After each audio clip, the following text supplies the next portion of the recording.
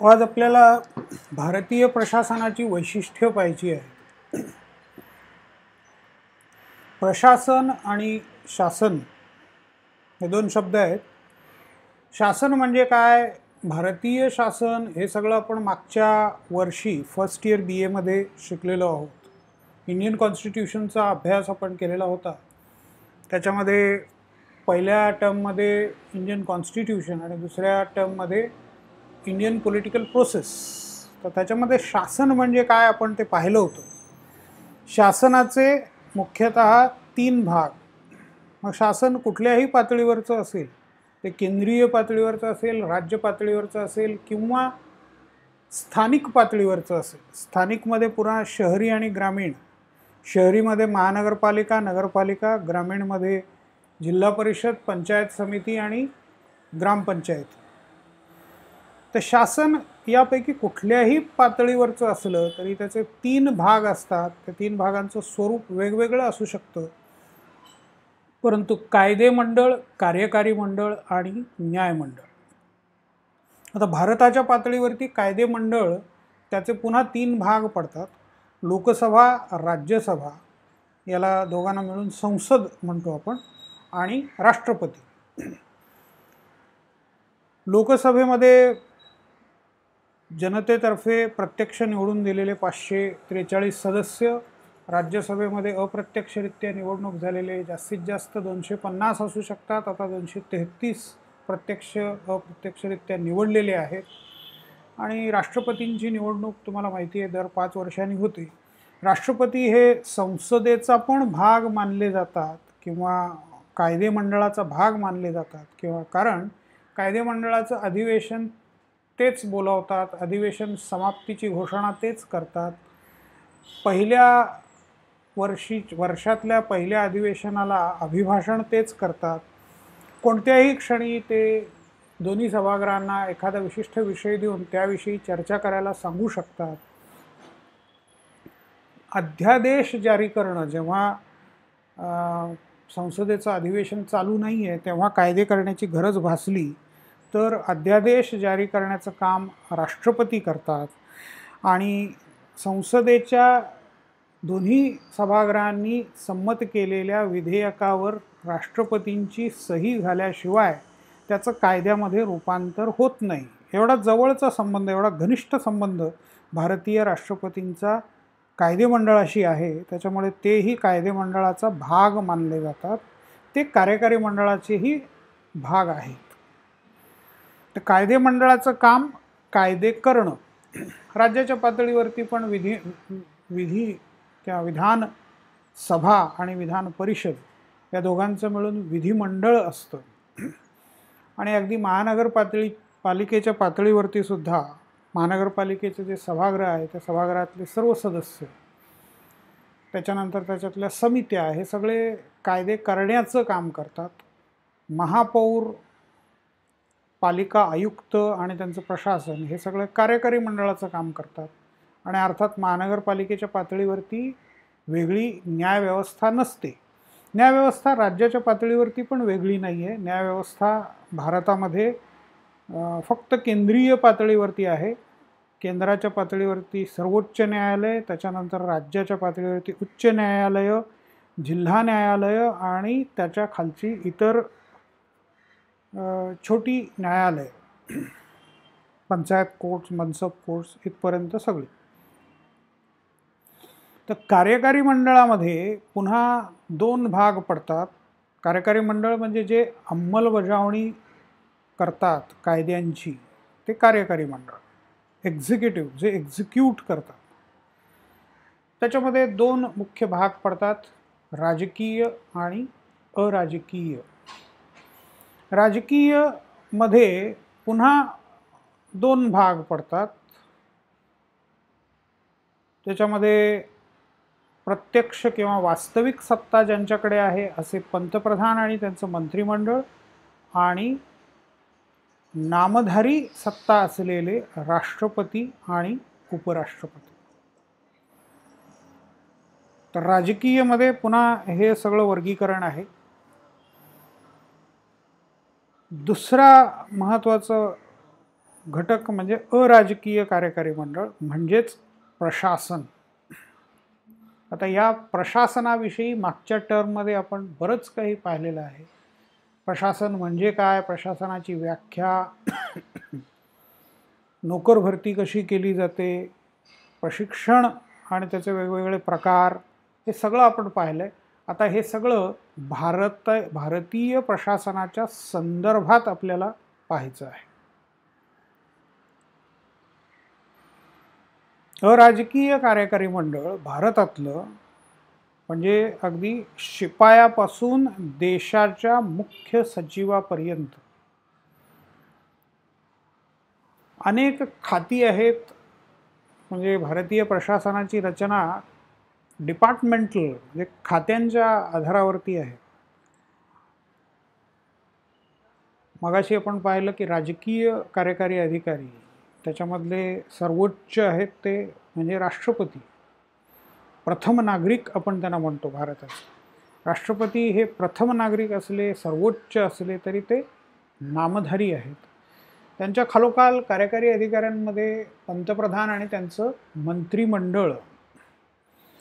मंत्रिमंडळ त्याच्यामध्ये कॅबिनेट दर्जाचे आणि राज्यमंत्री असतात. सध्या त्याच्यापेक्षा म्हणजे संसदीय सचिव वगैरे असं नेमण्याची आता प्रथा नाही आहे. दोनच प्रकारचे मंत्री असतात, एक तर कॅबिनेट मंत्री नाही तर राज्यमंत्री, किंवा तिसरा एक प्रकार असतो की स्वतंत्र कार्यभार असलेले राज्यमंत्री, म्हणजे ज्याच्या डोक्यावरती कॅबिनेट मंत्री नाही आहे.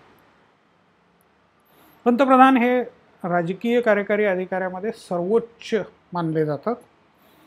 हे सगळे आपल्या पदावरती निवडून येतात.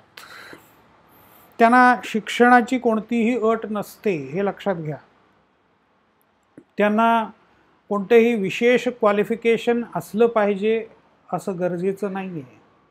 म्हणजे ते बांधकाम खात्याचे मंत्री झाले म्हणजे ते सिव्हिल इंजिनियरच असले पाहिजेत असं नाही आहे. त्यांना साधारणपणे समाज म्हणजे काय, समाज चालतो कसा, राजकारण चालतं कसं हे माहीत हवं.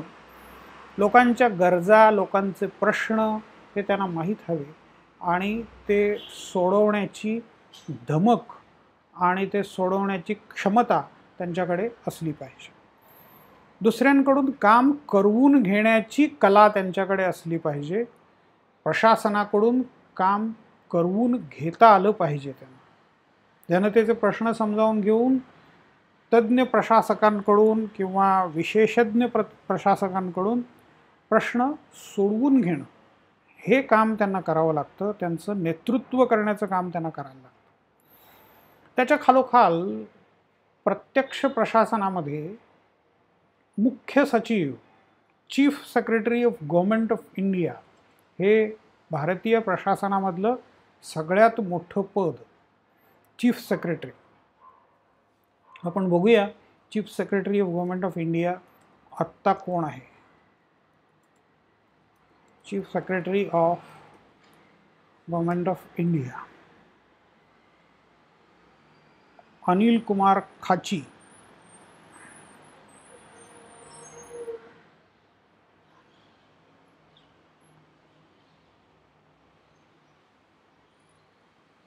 हो, हे हिमाचलचे चीफ सेक्रेटरी आहेत. आपल्याला इंडियाचे बघायचे आहेत.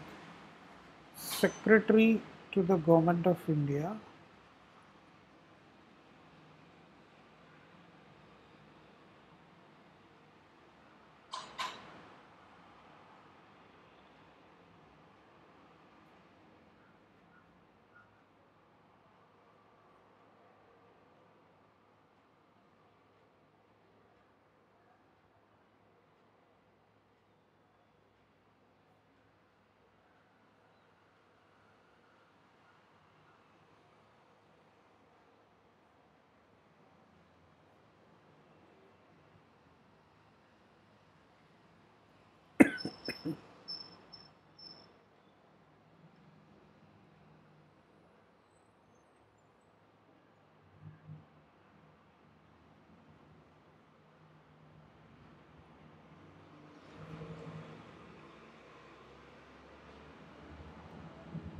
राजीव गौबा हे सध्या कॅबिनेट सेक्रेटरी ज्याला म्हणतो आपण, topmost executive official and senior most civil servant of government of India. Cabinet secretary असं पद आहे आणि राजीव गौबा हे IAS ऑफिसर 30 ऑगस्ट 2019 पासून या पदावरती आहेत. Head of permanent executive. Permanent executive ज्याला अराजकीय आपण म्हणतो त्याला परमनंट एक्झिक्युटिव्ह सुद्धा म्हणतात. कायमस्वरूपी, कारण ते एकदा सर्व्हिसमध्ये आले की 30-35 वर्ष तरी ते आपल्या पदावरती राहतात. तर ही सगळी माहिती तुम्ही वाचू शकता. 1950 पासूनचे कॅबिनेट सेक्रेटरी त्यांची यादी इथे दिलेली आहे. यातले काही तुम्ही परिचित नावं आहेत का ते बघू शकता. BG देशमुख, भालचंद्र देशमुख हे महाराष्ट्रातले होते. यांनी अनेक पुस्तकं लिहिलेली आहेत, मराठीमधून पण लिहिलेली आहेत, वाचण्यासारखी आहेत, त्यावेळच्या राजकारणावर प्रकाश झोत टाकणारी आहेत. आणि आत्ताचे जे सेक्रेटरी आहेत ते राजीव गौबा. तसंच वेगवेगळ्या डिपार्टमेंटचे सेक्रेटरी असतात. Defence secretary, foreign secretary. Foreign secretary हे आता जयशंकर आहेत, त्यांचाही फोटो इथे असेलच. हे सर्व फॉरेन सेक्रेटरीज. सुब्रमण्यम जयशंकर, तर हे सध्याचे आता फॉरेन सेक्रेटरी आहेत. फॉरेन मिनिस्टर आहेत ते आधी फॉरेन सेक्रेटरी होते. तर प्रत्येक खात्याचे सेक्रेटरी असतात. सेक्रेटरी नंतर deputy secretary, joint secretary, under secretary आणि मग प्रत्यक्ष डिपार्टमेंटमध्ये मग डिपार्टमेंटल हेड असतो आणि मग सेक्शन ऑफिसर्स असतात वेगळे वेगळे. राज्यांच्या पातळीवरती विशेषतः महसूल खात्यामध्ये महाराष्ट्रामध्ये जर पाहायला गेलं तर झोन्स आहेत, मग डिव्हिजन्स त्याला म्हणतो आपण, तर ते डिव्हिजनल कमिशनर्स असतात. महाराष्ट्रामध्ये 6 प्रशासकीय विभाग आहेत. प्रत्येक प्रशासकीय विभागाचा आयुक्त असतो. त्याच्यानंतर प्रत्येक जिल्ह्याचा कलेक्टर, त्यानंतर डेप्युटी कलेक्टर, तालुका पातळीवरती तहसीलदार, त्याच्यानंतर ग्राम पातळीवरती तलाठी.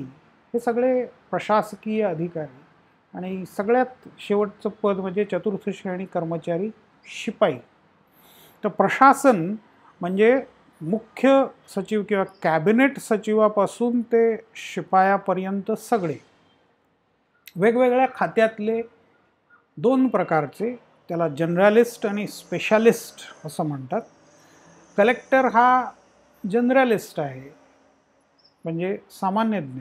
कलेक्टर होण्यासाठी तुम्हाला IASची परीक्षा उत्तीर्ण व्हावं लागतं किंवा MPSCच्या द्वारे जर तुम्ही उत्तीर्ण झालात तर डेप्युटी कलेक्टर म्हणून अपॉइंट व्हाल आणि प्रमोशननी म्हणजे पुढे पदोन्नती मिळून तुम्ही जिल्हाधिकारी तुमच्या सेवेअंतर्गत कधीतरी होऊ शकता. पण हे जनरलिस्ट असतात, कारण कलेक्टर किंवा डेप्युटी कलेक्टर होण्यासाठी तुम्ही BA, BCom, BSc, medical degree, engineering degree किंवा आर्किटेक्टची डिग्री कुठलीही पदवी घेतली तरी तुम्ही कलेक्टरच्या परीक्षेला बसू शकता. याचं कारण कलेक्टरसाठी विशेष कोणत्या कौशल्याची आवश्यकता नाही आहे.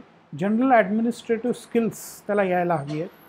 माणसं ओळखता आली पाहिजे, कोणता माणूस कुठे काम करू शकेल, कोणत्या माणसाची क्षमता किती आहे, कोणत्या माणसाकडून कसं काम करून घ्यायचं, काम करत नसेल तर त्याला शिक्षा कशी द्यायची, किती द्यायची, कोणत्या वेळेला द्यायची, कोणत्या वेळेला कोणते शब्द वापरायचे, आवाज चढवायचा, आवाज कमी करायचा, सगळे स्किल्स यायला लागतात. त्याला म्हणायचं जनरल ॲडमिनिस्ट्रेटिव्ह स्किल्स. तर ही सगळ्यांच्याकडे असतात, त्याच्यामुळे ते सामान्यज्ञ जनरलिस्ट असतात. विशेषज्ञ म्हणजे इंजिनियर्स. मग धरण बांधायच्या ठिकाणी कलेक्टरचं ते काम नाही आहे, त्याला सिव्हिल इंजिनियर लागतो. मग जो PWDचा इंजिनियर आहे तो ते काम पाहिल. कलेक्टर त्याला आदेश देऊ शकतो. नॅशनल इन्फॉर्मॅटिक्स सेंटरमध्ये काम करणारा अधिकारी आहे तर त्याला सॉफ्टवेअरमधलं नॉलेज पाहिजे, त्याला सॉफ्टवेअरमधली माहिती पाहिजे. तर प्रशासनामध्ये या सगळ्यांचा समावेश होतो. प्रशासनामध्ये पोलिसांचा पण समावेश होतो, प्रशासनामध्ये होमगार्डचा पण समावेश होतो. प्रशासनामध्ये फक्त लष्कराचा समावेश होत नाही, कारण civil administration and military administration हे दोन वेगवेगळ्या गोष्टी आहेत. लष्करी प्रशासन हे पूर्णतः वेगळं मानलं जातं आणि सिव्हिल ॲडमिनिस्ट्रेशन हे पूर्णतः वेगळं मानलं जातं.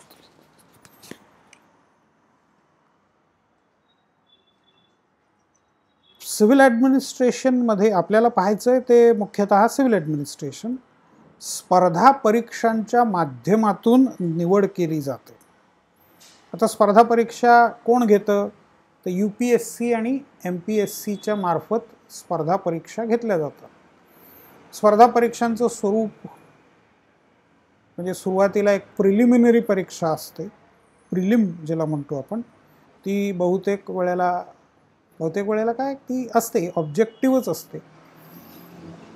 इंग्रजी आणि मराठी महाराष्ट्रात असेल तर, किंवा कर्नाटकमध्ये असेल तर इंग्रजी आणि कन्नड भाषेमधून, म्हणजे ज्या त्या प्रदेशाची भाषा आणि इंग्रजी किंवा हिंदीचे पर्याय सहसा आता महाराष्ट्रात दिले जात नाहीत, तर इंग्रजी आणि मराठी भाषेतून महाराष्ट्रातले MPSCचे पेपर्स असतात.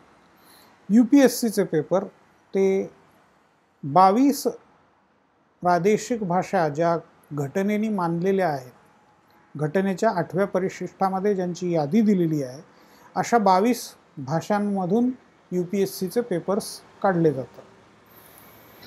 तर तुम्हाला सिलेक्ट करायचं आहे आणि तुम्ही सिलेक्ट केलेल्या भाषेतला पेपर मिळेल. सगळा एकत्र केला तर पेपरचा गट्टाच मोठा होईल, म्हणजे प्रश्नपत्रिकाच भली मोठी तयार होईल. त्यामुळे ज्यांनी जे सिलेक्शन केलेलं आहे त्या भाषेतला पेपर त्याला मिळतो. ऑब्जेक्टिव्ह टेस्टसाठी कोणालाही बसायला परवानगी आहे. जे काही क्वालिफिकेशन्स दिलेली आहेत, पदवी, भारतीय नागरिकत्व, वयाची काहीतरी 18 किंवा 21 किंवा काही ठिकाणी जास्त असेल तर 24-25 जे काय असेल ते सेवेप्रमाणे, गरजेप्रमाणे.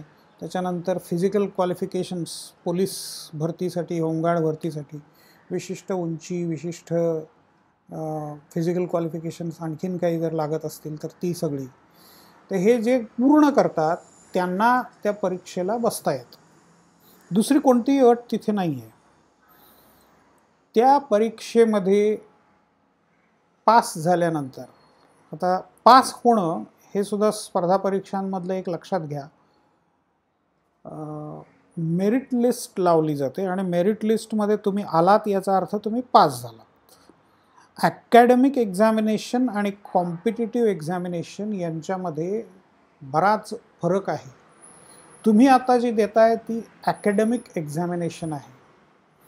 FY BAची तुम्ही दिली तर SY BAची द्यायला जाणार आहात, किंवा दिली आत्ता 3ऱ्या सेमिस्टरची, 4थ्याची देणार आहात तुम्ही आता.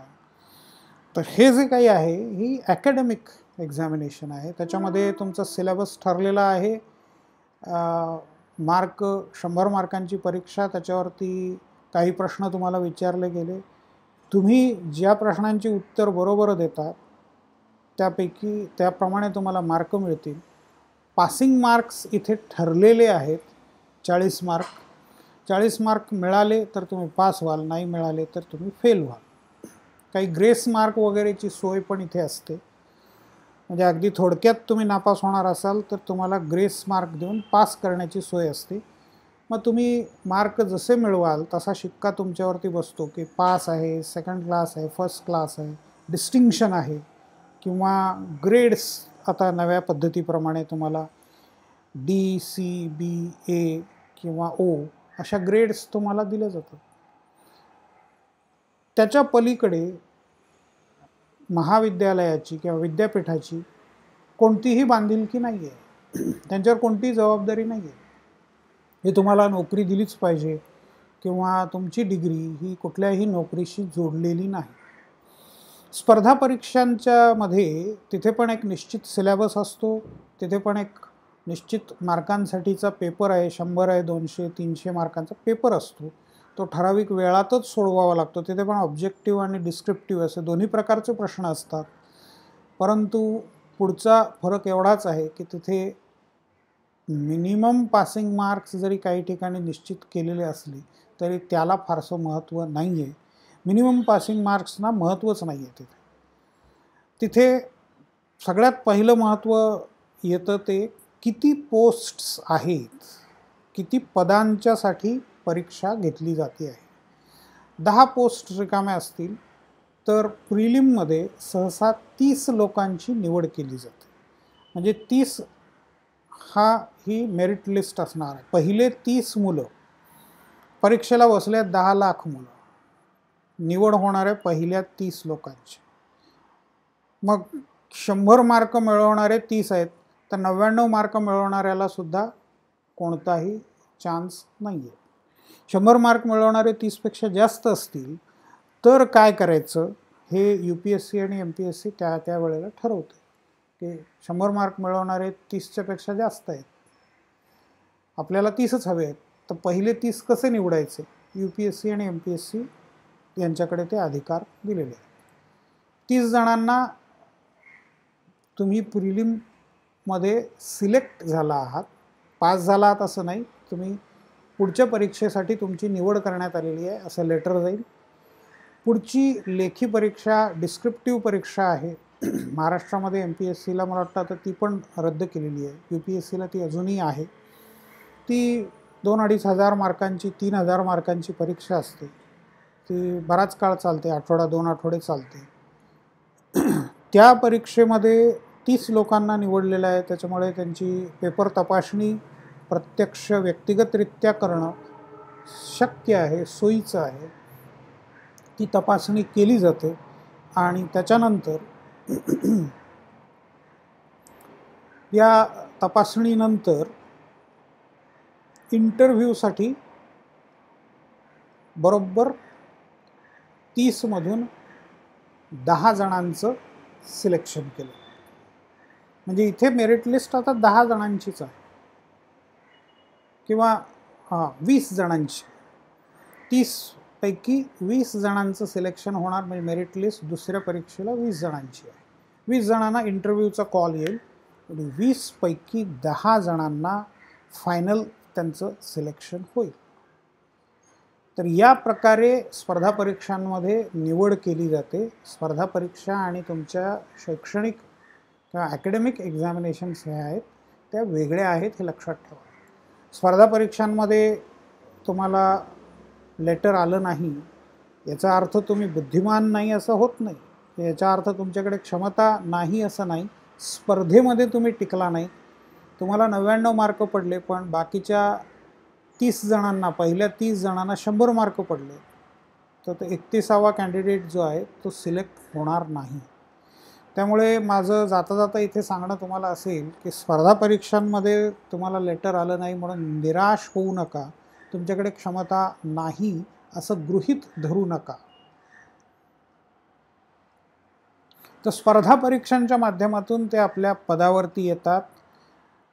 मंत्री, आमदार, खासदार हे जसं थेट जनतेला जबाबदार असतात तसं हे थेट जनतेला जबाबदार नाही आहेत. ते जनतेच्या प्रतिनिधींना आणि कायद्याला बांधील आहे.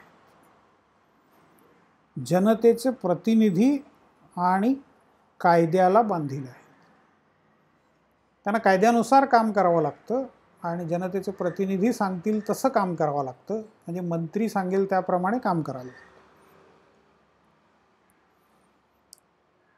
मंत्री आणि कायदा हे दोन्ही लक्षात घ्या, दोन्ही महत्त्वाचं आहे.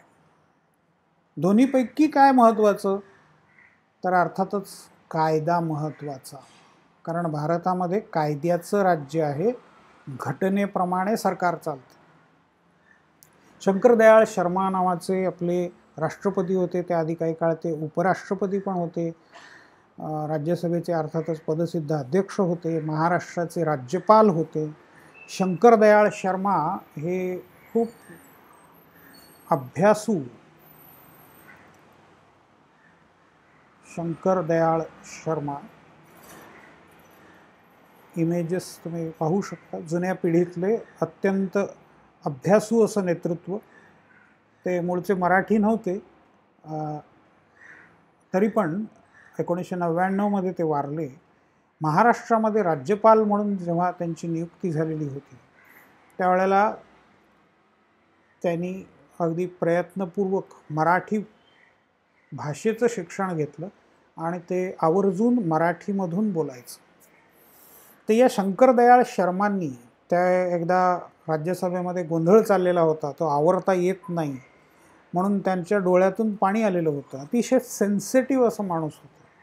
तर या शंकर दयाळ शर्मांनी एकदा प्रशासकांना सल्ला दिलेला होता की मंत्र्यांच्याकडून ऑर्डर्स घ्यायच्या तर त्या लेखी स्वरूपात घ्या आणि ते कायद्याशी जुळणारं आहे का ते पहा आणि तरच त्याची अंमलबजावणी करा, अन्यथा ते त्यांच्या आदेशांची किंवा विशेषतः तोंडी आदेशांची अंमलबजावणी करण्याची तुमच्यावर कोणतीही बांधिलकी नाही.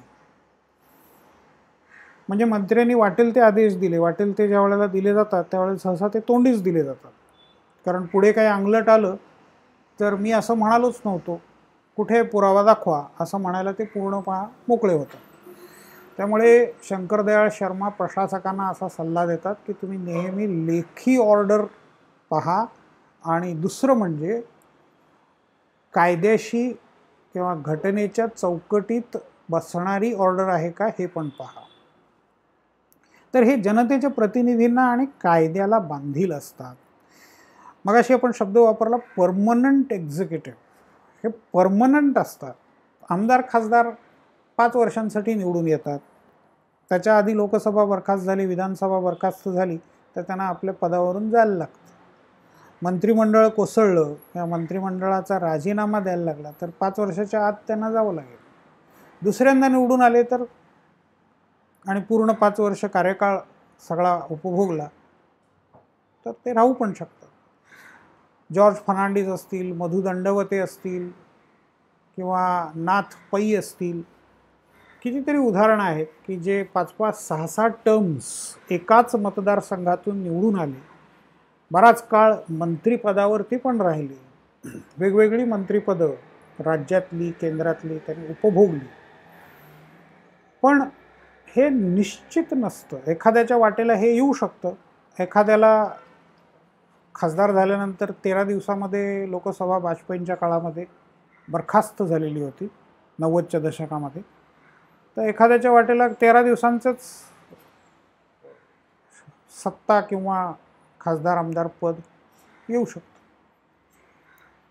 अनिश्चित असतं, त्यामुळे त्याला टेम्पररी एक्झिक्युटिव्ह असं म्हणतात. आणि प्रशासकांना परमनंट एक्झिक्युटिव्ह, कारण ते एकदा सर्व्हिसमध्ये आले आणि एकदा कायम झाले की त्यांना काढून टाकणं पण मुश्किल असतं. काढून टाकण्यासाठी बरीच मोठी प्रोसिजर आहे. मनात आलं म्हणून त्यांना लगेच डिसमिस नाही करता येत. खाजगी कंपन्यांमध्ये खाजगी कंपन्यांचे मालक आपल्या नोकरांना डिसमिस करू शकतात. आपल्या कर्मचाऱ्यांना त्यांच्या कॉन्ट्रॅक्ट नोटमध्येच लिहून घेतलेलं असतं की तुम्ही सॅटिस्फॅक्टरी काम केलं नाही तर कोणत्याही क्षणी तुम्हाला जायला लागेल. विशिष्ट काहीतरी नोटीस पिरियड वगैरे पण दिलेला असतो. सोडून जायचं असेल तरी 2 महिन्याचा नोटीस पिरियड वगैरे वगैरे सगळ्या गोष्टी असतात तिथे. पण सरकारी कर्मचाऱ्याला काढणं हे अतिशय मुश्किल असतं. त्यांना विशेष प्रोटेक्शन घटनेने दिलेलं आहे. तर ते दीर्घकालीन, म्हणजे अगदी एखाद्याची 24-25व्या वर्षी नियुक्ती झाली तर तो 60व्या वर्षापर्यंत, 58व्या वर्षापर्यंत, काही बाबतीमध्ये 65 किंवा 62, वेगवेगळी निवृत्तीची वय आहेत वेगवेगळ्या खात्याप्रमाणे आणि पदांप्रमाणे. तर तिथपर्यंत ते सत्तेवरती राहतात. म्हणजे 35 ते 40 वर्षांचा सेवाकाल त्यांचा असू शकतो. त्यामुळे दीर्घकालीन नियुक्ती असते. त्यांना मंत्र्यांसारखं मानधन मिळत नाही, त्यांना पगार मिळतो. मंत्र्यांना ऑनररियम, मानधन मिळतं. पंतप्रधानांना मानधन आणि अलाउन्सेस मिळतात.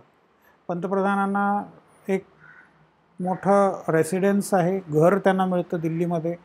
कार्यालय आहे, कार्यालयीन कर्मचारी आहेत, PMO त्याला म्हणतो आपण, प्राईम मिनिस्टर्स ऑफिस, गाड्या आहेत, एअरफोर्सचं विमान त्यांच्यासाठी तैनात ठेवण्यात आलेलं असतं, परंतु त्यांना पगार मिळत नाही. सरकारी कर्मचाऱ्यांना, मग कॅबिनेट सेक्रेटरी असेल किंवा शिपाई असेल, त्यांना पगार मिळतो निश्चित असा. मग त्याच्यामध्ये बेसिक, महागाई भत्ता, घर भत्ता किंवा सिटी अलाउन्स, असं सगळे वेगवेगळे अलाउन्सेस असतात आणि मग त्यांचं पगाराचं एक पॅकेज असतं. त्याच्यामध्ये ठराविक काळानंतर वृद्धी होते, इन्क्रिमेंट्स दरवर्षी त्यांना मिळत जातात. त्यांचं स्केल ठराविक काळानंतर वाढत जातं. म्हणजे त्यांचा पगारसुद्धा असा जाहिरातीमध्ये पहिल्यांदा दिलेला असतो की 5,000 EB, 5, 10,000 आणि शेवटी 15,000. EB म्हणजे इफिशियन्सी बार. 5,000 नंतर 5,000चा पगारावर तुम्ही सुरुवात कराल. मी उदाहरण देतोय. 5 वर्षानंतर एक इफिशियन्सी बार असेल, म्हणजे मग तुमचा 5 वर्षाच्या कारकिर्दीचा आढावा घेतला जाईल किंवा तुमच्या काही परीक्षा तुमच्यासाठी ठेवल्या जातील. त्या परीक्षांच्या आधारे तुमच्या एकूण कारकिर्दीचा आढावा आणि मग त्याच्या आधारावरती तुम्हाला प्रमोशन दिलं. प्रमोशन मिळाल्यानंतर 5,000चं इन्क्रिमेंट किंवा 5,000ची वाढ तुमच्या पगारात होईल. तुमचा पगार 10,000 असेल आणि मग असं इन्क्रिमेंट मिळत मिळत शेवटी तुमचा पगार 15,000 होणार आहे. म्हणजे एका लाईनमध्ये तुम्ही या सेवेमध्ये जॉईन झालात तर किती पगार पहिल्यापासून शेवटपर्यंत तुम्हाला मिळणार आहे ते तिथे दिलेलं असतं. भारतामध्ये आणि जगभरात सगळीकडेच अराजकीय कार्यकारी अधिकाऱ्यांना किंवा प्रशासकांना कोणताही राजकीय अधिकार नाही. त्यांना स्वतःचा पक्ष काढता येत नाही, कुठल्या पक्षाचं सदस्यत्व घेता येत नाही, ते उघडपणे कुठल्या पक्षाचा प्रचार करू शकत नाहीत. अगदी सभेला जाणं ही गोष्ट वेगळी आहे, पण मुद्दाम त्याच्यामध्ये ॲक्टिव्हली पार्टिसिपेट ते होऊ शकत नाहीत. आपली आयडेंटिटी डिस्क्लोज त्यांना करता येत नाही. मी एका विशिष्ट पक्षाचा आहे हे त्यांना सांगता येत नाही. त्यांच्यावरती ते बंधन आहे. ते फक्त मतदान करू शकतात, कारण मतदान हे गुप्त मतदान आहे. म्हणजे तुम्ही कोणाला मतदान केलं हे जाहीर करण्याची गरज तिथे नसते. त्यामुळे ते गुप्तच ठेवायचं असतं. तुम्ही तुमचं पर्सनली मतदान करू शकता आणि बाहेर येऊ शकता. त्यानंतर त्याची वाच्यता कुठेही करायची नाही आहे. तुम्ही कुठल्या पार्टीशी संबंधित आहात, तुम्हाला कुठली पार्टी आवडते ते जाहीरपणे सांगण्याची गरज नाही किंवा ते सांगता येत नाही. त्यांना राजकीय अधिकार कुठलेही नाही. एका कलेक्टरने अगदी सुप्रीम कोर्टापर्यंत धडक मारली. खालच्या सर्व कोर्टांनी त्याचे अर्ज नामंजूर केले. त्याचं म्हणणं होतं की मला सगळे राजकीय अधिकार मिळाले पाहिजेत. सामान्य जनतेला जर अधिकार मिळतात तर मला का मिळू नये, हे त्याचं म्हणणं होतं. आणि मी त्यांच्यापेक्षा अधिक जबाबदार आहे, अधिक अनुभवी आहे, त्यामुळे मला मिळालेल्या अधिकारांचा मी योग्य वापर करू शकेन. परंतु सर्व खालच्या न्यायालयांनी त्याचं म्हणणं नाकारलं. सुप्रीम कोर्टात त्यांनी अपील केलं. सुप्रीम कोर्टाने त्याला अगदी गोड शब्दामध्ये सांगितलं, पण निर्णय तोच होता, नकारच होता, पण शब्द फार प्रभावी होते की आम्हाला तुम्हाला राजकीय अधिकार देण्याला काहीच हरकत नाही आहे. फक्त आमचं म्हणणं एवढंच आहे की जर तुम्ही कलेक्टरच्या नोकरीमध्ये राहिलात तर तुम्हाला किमान 8 तास 10 तास, प्रत्यक्षात कलेक्टरच्या नोकरीमध्ये तुम्ही 24 तास बांधील आहात, 24 तास ऑन ड्युटी आहात असं लिहूनच घेतलेलं असतं. तरी पण कोर्ट असं म्हणतं की कमीत कमी तुम्हाला दिवसाचे 8-10 तास तरी नोकरीसाठी द्यावे लागतील. आणि मग तिथे तुम्हाला राजकीय कार्य करता येणार नाही. राजकीय स्वातंत्र्य तुमचं तेवढ्या काळासाठी तुम्हाला बाजूला ठेवावं लागेल. म्हणून आमचं म्हणणं असं आहे की 12 महिने 24 तास राजकीय स्वातंत्र्य तुम्हाला जर उपभोगायचं असेल तर तुम्ही नोकरीचा राजीनामा द्या आणि ते स्वातंत्र्य उपभोगा, आमचं काहीच म्हणणं नाही. तर अराजकीय कार्यकारी मंडळ म्हणजे काय आपण या स्लाईडमध्ये अगदी विस्ताराने पाहिलं. प्रशासनापासून देशाच्या कॅबिनेट सचिवापर्यंत सगळे त्याच्यामध्ये येतात. ते स्पर्धा परीक्षेच्या माध्यमातून येतात, ते जनतेच्या प्रतिनिधींना आणि कायद्याला बांधील असतात, त्यांची नियुक्ती दीर्घकालीन असते, त्यांना पगार मिळतो, त्यांना राजकीय अधिकार नसतात, केवळ मतदान करता येतं. आणि ते 2 प्रकारचे असतात, विशेषज्ञ आणि सामान्यज्ञ, स्पेशालिस्ट आणि जनरलिस्ट. स्पेशालिस्ट म्हणजे PWDचा इंजिनियर असेल, नॅशनल इन्फॉर्मॅटिक्स सेंटरचा सॉफ्टवेअर इंजिनियर असेल, किंवा एखादा सॅटेलाईटच्या तंत्रज्ञानामधला तज्ज्ञ असेल. जनरलिस्ट म्हणजे collectors, divisional commissioners, secretaries, cabinet secretary हे सगळे आले त्याच्यामध्ये, की यांना कुठलंही विशेष स्किल, कौशल्य त्याची गरज नसते, ते जनरलिस्ट. आपल्याला हे जे काही प्रशासन मिळालेलं आहे तो ब्रिटिशांचा वारसा आहे, ब्रिटिशांकडून आपल्याला मिळालेला आहे. ब्रिटिश इथे येण्याच्या आधी इथे राजेशाही पद्धत होती, संस्थानं होती. संस्थानांमध्ये तुम्हाला माहितीच आहे की प्रत्येकाकडे वेगवेगळी पद्धती. मग औरंगजेबाची राज्य करण्याची पद्धत वेगळी, अफजल खानाची वेगळी, शिवाजी महाराजांची वेगळी, पेशव्यांची वेगळी. पेशवे, उत्तर पेशवाई याच्यासाठी फार बदनाम झालेली होती की उत्तर पेशवाईमध्ये जातीच्या आधारावरती सगळं केलं गेलं. थोडक्यात सांगायचं काय तर मनमानी कारभार होता. शाहू महाराजांच्या बाबतीमधलं उदाहरण इथे मुद्दाम द्यावंसं वाटतं मला. शाहू महाराजांची स्वतःची अशी एक पद्धत होती. कोल्हापूर संस्थानचे ते संस्थानिक होते, राजे होते. त्यांना एकदा असं वाटलं की तपासून बघावं. आता त्यांचा एका ब्राह्मणाशी वाद झालेला होता. त्यांचा वेदांवरती खूप विश्वास. ते रोज अगदी आंघोळ करताना सुद्धा एक भटजीला घेऊन जायचे आणि वेद म्हणायला लावायचे, वेदातले मंत्र म्हणायला लावायचे. तर एकदा एक मुंबईमधले भटजी आले होते, भागवत नावाचे, प्रगत विचारांचे. ते भटजी पण शाहू महाराजांच्या बरोबर नदीकाठी गेले. नेहमीचं भटजी आला, त्याने काही मंत्र म्हटले. भागवतांनी ते ऐकले आणि मग त्यांनी शाहू महाराजांना प्रश्न विचारला की तुम्ही वेदातले मंत्र का म्हणत नाही, पुराणातले का म्हणता. शाहू महाराजांना त्याची कल्पना नव्हती, कारण त्यांना ते मंत्र कोणते आहेत हे माहीत नव्हतं. त्यांनी स्वतः कधी ते वाचलेलं नसेल किंवा त्यांना कल्पना नव्हती. त्यांनी भटजीला बोलवून घेतलं. तर म्हणाले मंत्र पुराणातले आहेत की वेदातले. भटजी म्हणाला पुराणातले.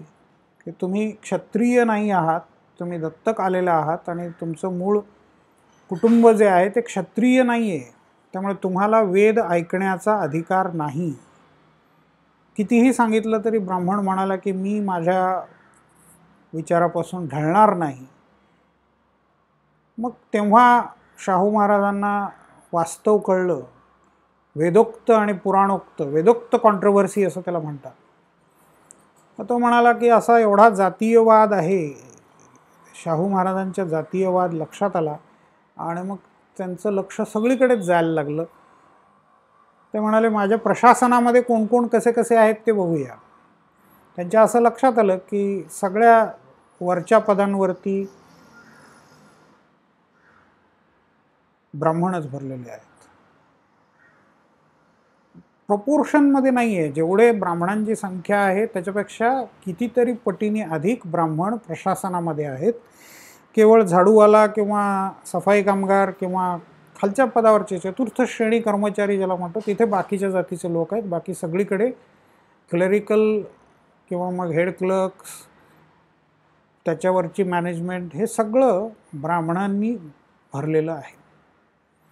मग त्याने तिथे रिझर्वेशनची पद्धत सुरू केली. म्हणजे भारतातली पहिली आरक्षणाची पद्धत शाहू महाराजांनी सुरू केली. शाहू महाराजांच्या राज्यामध्ये हे होतं, पण मग सांगलीच्या पटवर्धनांच्याकडे ते असेलच असं नाही, किंवा भोरच्या पंतप्रतिनिधींकडे ते असेलच असं नाही. राजस्थान म्हणजे अनेक राजे आणि अनेक संस्थानं ज्या ठिकाणी होती त्यामुळेच त्याला नाव पडलं राजस्थान, राजांचा प्रदेश. उदयपूर असेल, जयपूर असेल, कितीतरी छोटे छोटे राजे आणि त्यांचे राजवाडे आणि त्यांचे एरियाज. तर या राजस्थानामध्ये प्रत्येक राजाची कार्यपद्धती वेगळी. ब्रिटिशांनी पहिल्यांदा सर्व एका छत्रछायेखाली आणलं, एका अंमलाखाली आणला. सर्व भारताचा सर्व प्रदेश एका छत्रछायेखाली आणला. कायद्याचं राज्य स्थापन करण्याला महत्त्व दिलं.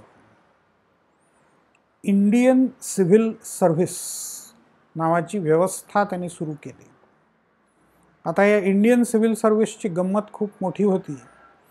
इंडियन सिव्हिल सर्व्हिस त्याची पहिली परीक्षा 1858 झाली. परीक्षा लंडनमध्ये. परीक्षेला बसायला परवानगी फक्त ब्रिटिश माणसांना, आणि त्यांनी तिथे परीक्षेमध्ये उत्तीर्ण झाल्यानंतर भारतामध्ये येऊन नोकरी करायची. भारतीयांना या परीक्षेला बसायला परवानगी मिळायला बराच काळ जावा लागला. त्यांना पण पहिल्यांदा लंडनला जावं लागायचं. योगी अरविंद हे या परीक्षेला बसले होते. पाँडेचेरीचे योगी अरविंद, त्यांचा आश्रम तिथे आहे आता. तर योगी अरविंद या परीक्षेला बसले, फेल झाले, आणि मग पुन्हा तिथून ते डेलिबरेटली त्यांनी तसं केलं असं म्हटलं जातं, कारण विद्वान ते होते. परीक्षा पास होणं हे त्यांच्यासाठी फार काही अवघड गोष्ट नव्हती. घोडेस्वारीच्या परीक्षेमध्ये ते फेल झाले आणि त्यामुळे मग ते कलेक्टर होऊ शकले नाहीत. ते भारतात आले आणि मग पुढे क्रांतिकार्याला त्यांनी वाहून घेतले. म्हणजे त्यांचे चरित्रलेखक असं म्हणतात की मुळात त्यांना क्रांतिकार्य करायचं होतं म्हणून त्यांनी ही परीक्षा धड दिली नाही. तर ही ICSची परीक्षा नंतर मग भारतात मोठ्या सिटीजमध्ये ती सुरू झाली. मग भारतीयांना बसायला परवानगी मिळाली. अर्थात श्रीमंत कुटुंबातले, इंग्रजी शिक्षण घेतलेले, उच्च जातीतले, उच्च वर्गातले असे मोजकेच लोक या परीक्षेला बसायचे. बाकीच्यांना इंग्रजीचं ज्ञानच फारसं नव्हतं, त्याच्यामुळे ते तिथपर्यंत पोचूच शकत नव्हतं. इंडियन सिव्हिल सर्व्हिस सुरू केली. जिल्हाधिकारी हा एक प्रकारे जिल्ह्याचा राजा असायचा. आजही तो तसाच आहे जवळपास. आजही त्याला प्रचंड अधिकार आहेत, पण त्याला आज्ञा देणारे पण प्रचंड बऱ्याच सोर्सेस आहेत. केंद्र सरकार, राज्य सरकार, स्थानिक सरकार, सगळ्यांचं योजनांकडे त्याला लक्ष द्यायला लागतं. अगदी युनायटेड नेशन्सच्या योजनासुद्धा त्याला राबवाव्या लागतात आणि वर्ल्ड बँकेच्या योजनासुद्धा त्यालाच राबवाव्या लागतात. म्हणजे वर्ल्ड बँकेपासून ते जिल्हा परिषद आणि ग्रामपंचायती सगळीकडे त्याला लक्ष द्यावं लागतं. तर असा हा जिल्हाधिकारी हे महत्त्वाचं पद. कलेक्टर हा पहिल्यांदा मोठा दंडाधिकारी पण होता, न्यायाधीश पण तोच असायचा. म्हणजे चीफ मॅजिस्ट्रेट डिस्ट्रिक्ट लेवलचा तोच असायचा. आता ती पदं सगळी वेगळी वेगळी केलेली आहेत. पोलीस प्रमुख वेगळा केला, जिल्हा न्यायाधीश वेगळा केला, आणि मग महसूल खात्याचा प्रमुख म्हणून कलेक्टर आता काम करताना दिसतो. तरीही तो जिल्ह्याचा नेताच असतो. इंग्रजांनी इथे आल्यानंतर पहिलं काम काय केलं असेल तर कायद्याचं राज्य प्रस्थापित केलं. पहिल्यांदा ईस्ट इंडिया कंपनीच्या हातामध्ये राज्य होतं. तर ईस्ट इंडिया कंपनीनी 1773 पासून 1935 पर्यंत अनेक कायदे पास झालेले आहेत. तर पहिले कायदे जे आहेत ते ईस्ट इंडिया कंपनीच्या तर्फे पास झालेले होते. 1773, 80, 84, 86, 93 आणि 1830.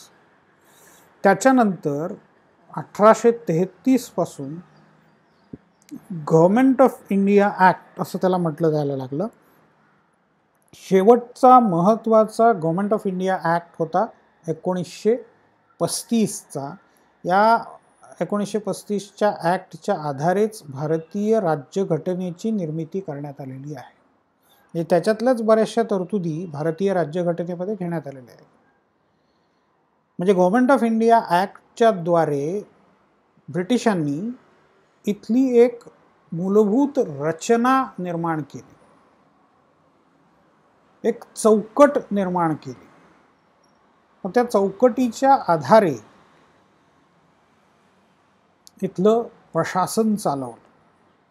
न्यायमूर्ती रानडे, महादेव गोविंद रानडे यांनी त्यावेळेला असं प्रतिपादन केलं होतं की ब्रिटिश हे इथे आले हे दैवी योजनेचा मोठा भाग आहे. आपण आधी ब्रिटिशांकडून सगळं शिकून घेतलं पाहिजे, इंग्रजी भाषा शिकली पाहिजे, इंग्रजांची राज्य करण्याची पद्धत शिकली पाहिजे आणि त्यानंतर आपोआपच आपल्याला हळूहळू स्वातंत्र्य मिळत जाईल. त्यामुळे स्वातंत्र्याच्या चळवळीकडे लक्ष न देता सामाजिक सुधारणा करून इंग्रज जे नवीन गोष्टी आणतायत ते शिकून घेऊन आत्मसात करून मग स्वातंत्र्याच्या लढ्याकडे वळावं असं न्यायमूर्ती रानड्यांचं मत होतं. न्यायमूर्ती रानडे ब्रिटिशांच्या प्रशासकीय कौशल्याने प्रभावित झालेले होते. पण याचा अर्थ असा नाही की ते करत असलेल्या ब्रिटिश सरकार करत असलेल्या अन्यायाकडे किंवा एकूणच माणुसकी विहीन कारभाराकडे त्यांचं दुर्लक्ष होतं असं अजिबात नाही. त्यांनी सरकार दरबारी अनेक निवेदनं पाठवून इथल्या शेतकऱ्याची दैन्यावस्था, इथल्या लोकांची गरिबी, दारिद्र्य आणि ते निवारण करण्यासाठीचे कोणते प्रयत्न झाले पाहिजेत हे वेळोवेळी मांडलेलं आहे. तर भारतीय प्रशासनाची आणखीन काही वैशिष्ट्य पुढच्या तासामध्ये आपण बघू. तर इथे आज आपण या तासाचा आपलं चर्चा थांबवू.